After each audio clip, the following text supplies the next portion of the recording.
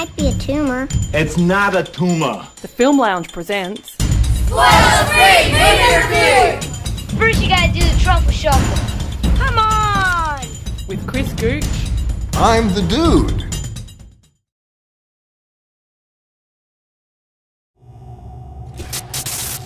It will haunt you every night. Whatever it is, no one should have to encounter that kind of evil. Except you girls, I think you can handle it. Oh, good. Thanks. It's the film that, as soon as it was announced, has ridden a wave of hatred from middle-aged white men on Reddit, 4chan, and YouTube comment sections claiming that this movie would just ruin the original Ghostbusters films. It seems that many of these guys seem to have forgotten just how bad Ghostbusters 2 really was. But at the end of the day, is Paul Feig's Ghostbusters reboot really worth all the hate? It's a class 4 operation. It's okay, she seems peaceful.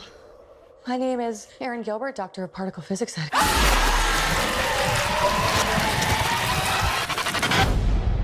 That stuff went everywhere, by the way, in every crack.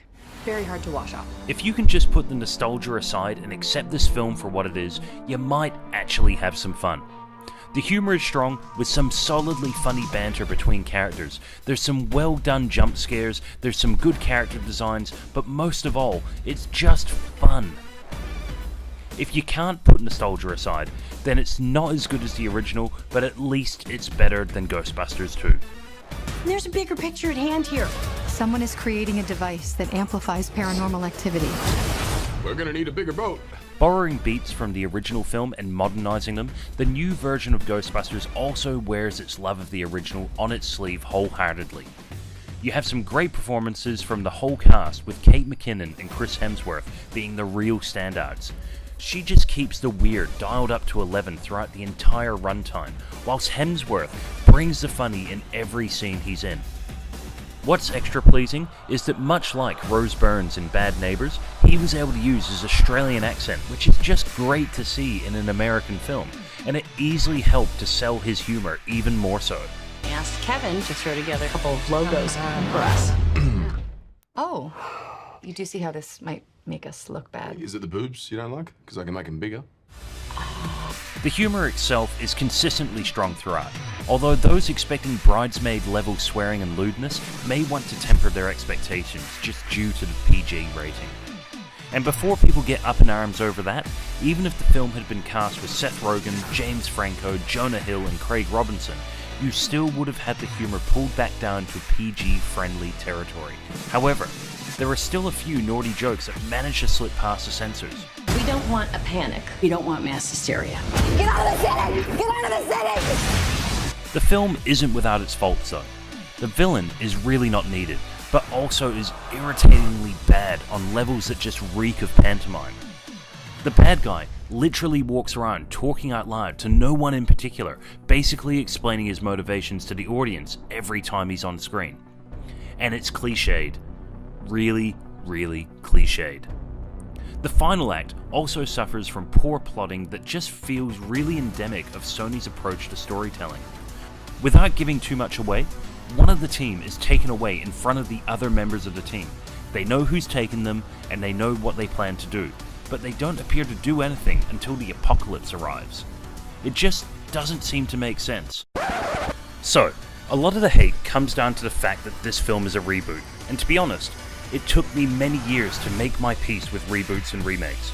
There is naturally a cynical side to reboots and remakes in the sense that they are easier to market and a safer financial bet due to the fact that they already have an inbuilt audience. But there is another reason that reboots exist: to keep these stories in popular culture and relevant. As hard as it might be to believe, kids today don't know who Indiana Jones is, or what the Goonies are, or what Back to the Future is, and until The Force Awakens came out, many of them had never seen a Star Wars movie. Trust me, I've taught kids for the last decade.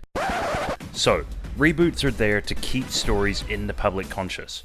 Once again, it might be really hard for white males between the age of 35 to 45 to believe this, but these films are not being made for them, and the release of a new interpretation of their favourite film has no impact on the original, because the original still exists for them to watch. Just on a side note, if you were one of those whinging man babies that claims to be a film reviewer, yet are refusing to review this film, then you really are shit at your job. And you are not a fucking film critic in my eyes.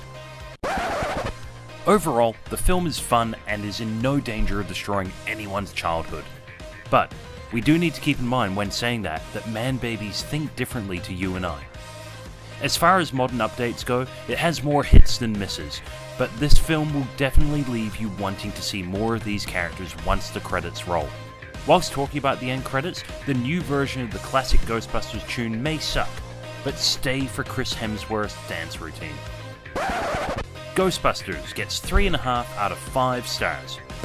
Or 3.5 out of 5 middle-aged white guys missing out on all the fun. But that's what YouTube comments are for, am I right? Someone is creating a device that amplifies paranormal activity. We need to build something to fight these damn ghosts. Light 'em up!